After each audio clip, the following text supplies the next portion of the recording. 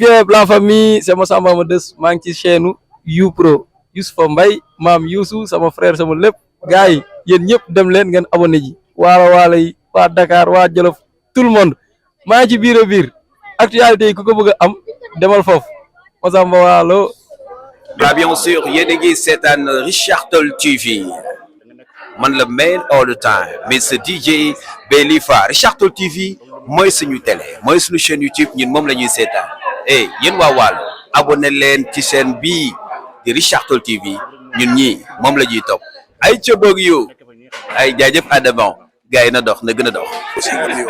waaw maa ngi nuyu seen téléspectateurs yëpp di leen béggee bu baax a baax di jaajëfal waa Richard Toll TV acte yu rafet yi nga xamante ni encore une fois réew mi da koy soxla kon nag di jaajëfal baax ADS di jaajëfal aussi Richard Toll TV parce que ñun suñu chaîne la moom nañuy seetaan gars yi nañu gën a abonné dooleen leen may leen doole xam ne aussi tamit ay ndaw lañu yu am initiative taxawal benn télé muy chaîne YouTube te ëllëg ci biir je pense que nañ defar studio bu nice ñëpp di fa dem di toog artiste bi muy médecin bi muy baykat bi muy nappkat bi muy sàmmkat bi yéen ñëpp am ngeen ci place kaay leen Richard Toll TV mooy suñu télé ñun moom nañuy seetaan man mii moom laay seetaan yow moom ngay seetaan kon nag bu leen caaxaane demal abonné ji bul toog aca boobu gaay tey ñu ngi fii si lycée de Richard Toll pour épreuve bac 2026 épreuve physique ñoo ngi ak suñu benn collègue élève ñu koy laaj épreuve yi nu mu déroulé ça va copain nanga mu yaa ngi si jàmm kon lii rek épreuve moom sant yàlla rek moom comme moom def nañ loolu lu ñu mën rek moom sant yàlla ba affaire yi moom jàll na si jàmm moom amuñ ci blessé amuñ ci dara loo xamante ne am na gàllankoor mooy loolu. tout s'est passé waaw tout s'est passé bien waaw. kon yow daa mel ni affaire ñun moom option yi ñu doon def moom laal nañu gymnastique laal nañu course de vitesse ak kii bi tamit lance poids bi am na ñoo xam ne laal nañu triple saut ak saut à longueur tamit. ban moo la si gën a man moom pour naa lépp neex na moom parce que géré naa lépp ba génn si rek waaw état lépp moo dugg quoi parce que affaire ma amul choix moom waaw lépp dëpp kay. kontaan nañu.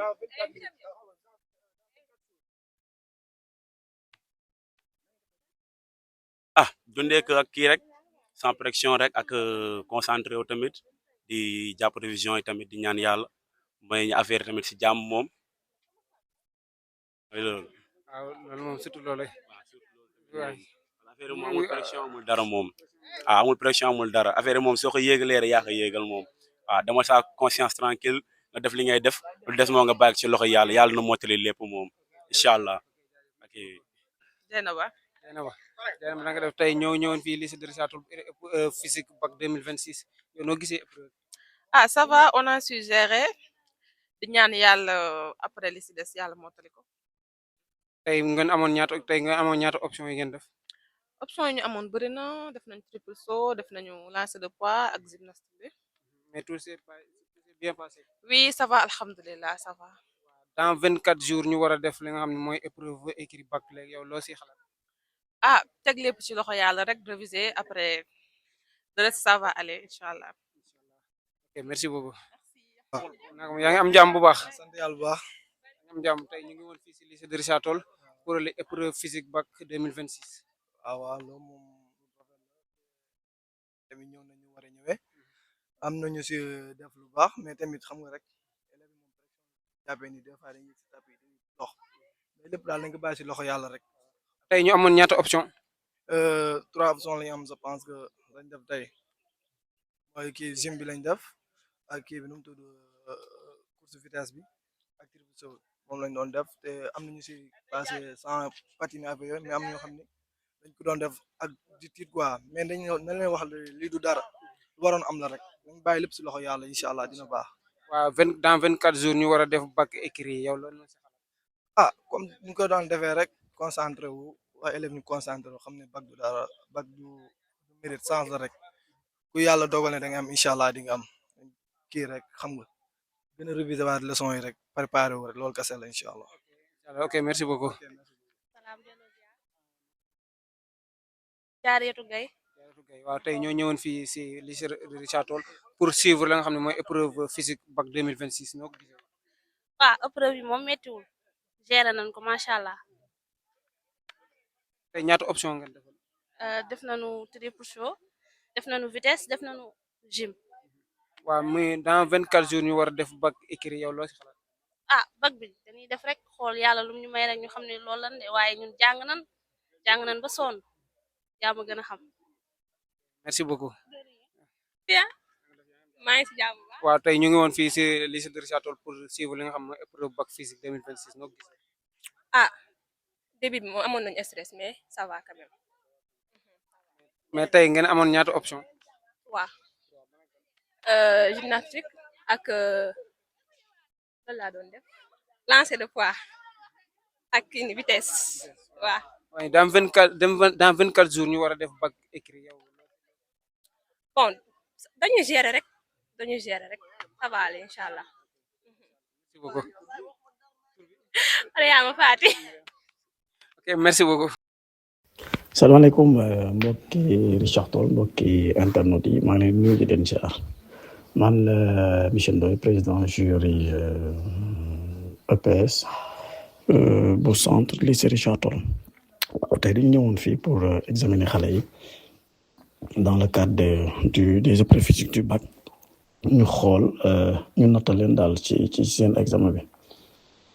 alors jury yi bari na tey mais nag tey jury bi ñu concerné mooy le jury c'est 1266 mu composé des garçons ak ay filles bon nombre exact yi après ultérieurement peut-être dina leen ko jox mais li ci mënta am daal de manière générale mooy que ne activité yi ñu ngi déroulé normalement voilà amul benn rëq-rëq amul benn jafe-jafe candidats yi ñëw nañ en masse répondre nañ.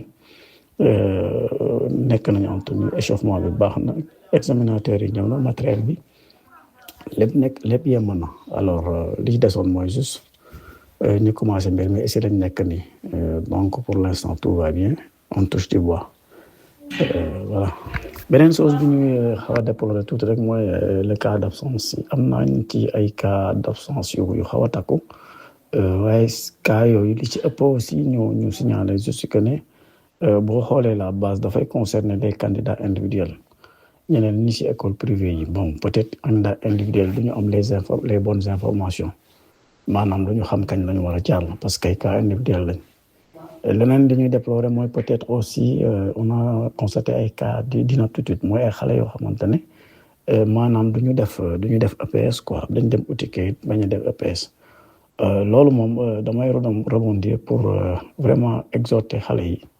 ñu éviter le plus possible seen kéem kantan ñu éviter inaptitude yooyu parce que nga am na yenn maladie yoo xamante ne vraiment boo ko amee laajul ngay ut inaptitude mooy ay asthme voilà ay yenn ak ñoom seen parce que ñooñu noonu ñun mën nañ leen jël en charge de telle sorte que ñuy def normalement seen activité yi te du yàq dara seen feebar boobu du yàq dara seen activité yi d'ailleurs c'est boo demee ci médecin sax daf leen di conseiller des fois pour que ñu def ko de telle sorte que boobaa boo ko defee dina améliorer non seulement seen wér-gu-yaram waaye aussi dina améliorer seen performance au niveau de l'école donc maa ngi leen lancer vraiment un appel par rapport ak ça li mujj mooy juste di leen jaajëfal yéen waa Richard Toll TV di leen ñaanal chaîne bi vraiment mu jëm ci kaw ci kanam voilà jërëjëf waay.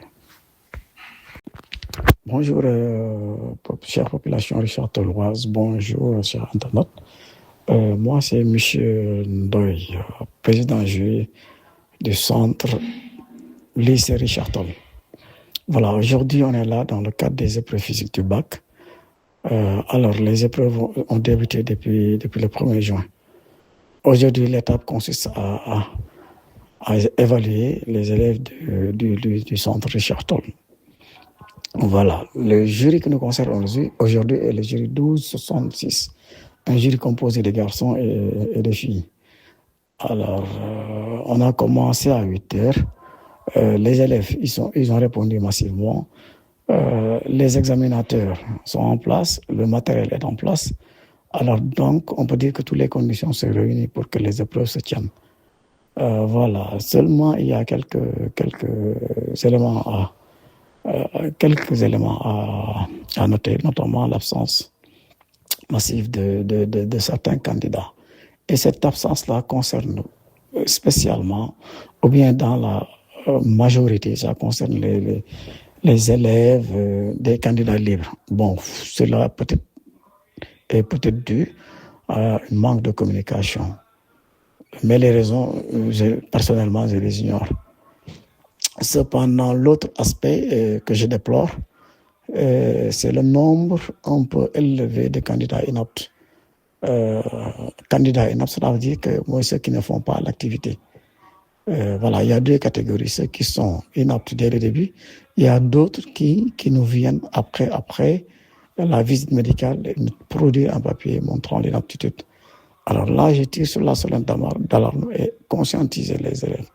Parce que pour la plupart de ces cas-là, on peut gérer l'inaptitude, on peut gérer sa maladie et faire en même temps l'activité physique. C'est bénéfique non seulement pour l'aspect sanitaire, mais aussi pour avoir de bonnes notes au niveau scolaire. Voilà.